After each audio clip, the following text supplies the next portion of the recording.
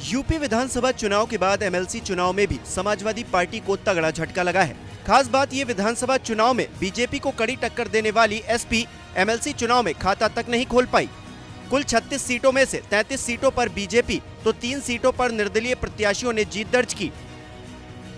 इस चुनाव में अखिलेश के ज्यादातर करीबियों को हार का सामना करना पड़ा है, जिसमें अखिलेश यादव के सलाहकार कहे जाने वाले सुनील सिंह साजन का भी नाम शामिल है। साजन लखनऊ उन्नाव सीट से चुनावी मैदान में थे, लेकिन उन्हें बीजेपी के रामचंद्र प्रधान ने 3100 वोटों से शिकस्त दे दी। साजन के अलावा अखिलेश के एक और करीबी उदयवीर सिंह का हाल भी इस चुनाव में बेहाल हो गया। इस चुनाव में उदयवीर सिंह के नामांकन तक को नहीं स्वीकारा गया।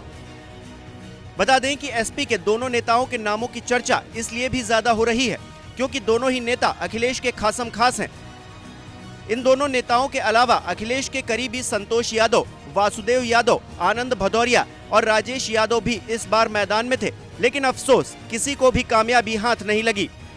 मामले में हैरान करने वाली बात यह है कि हार की लिस्ट में सबसे ऊपर वो चेहरे भी हैं जो कभी अखिलेश को जीत का मंत्र दिया करते थे। उधर हार के बाद समाजवादी पार्टी के प्रवक्ता फखरुल हसन चांद का बयान सामने आया है। उन्होंने बीजेपी पर हमला बोलते हुए कहा कि बीजेपी के लोगों ने धन बल, बाहुबल और प्रशासन के दम पर यह चुनाव जीता है। वहीं इस चुनाव में बीजेपी को एक तरफ जीत मिली है, जबकि समाजवादी पार्टी का सूपड़ा साफ हो गया है।